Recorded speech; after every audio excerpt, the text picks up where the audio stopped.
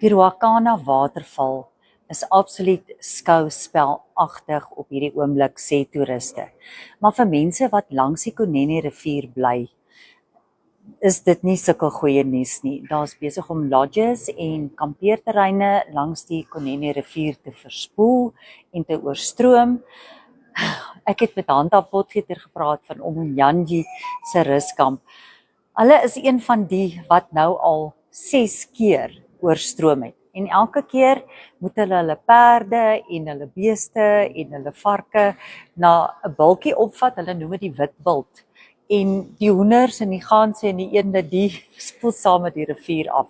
So, en ongelukkig, dit is nou hoë toerisme seisoen vir toeriste wat nou die Ruacana waterval wil sien, maar hulle moet gesluit wees want hulle is totaal en al onbereikbaar.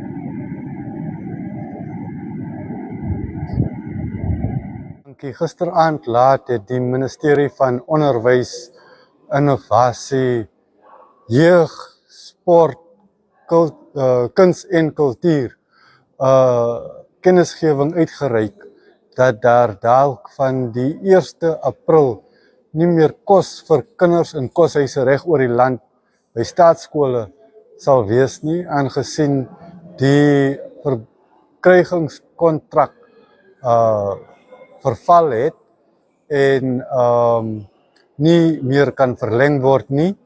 Dit volg verskeie hofgeskille oor toekennings van die Sentrale Verkrygingsraad wat terugstrek tot 2020 en die ministerie waarsku ouers dat hierdie gevolg mag impak hê op leerlinge.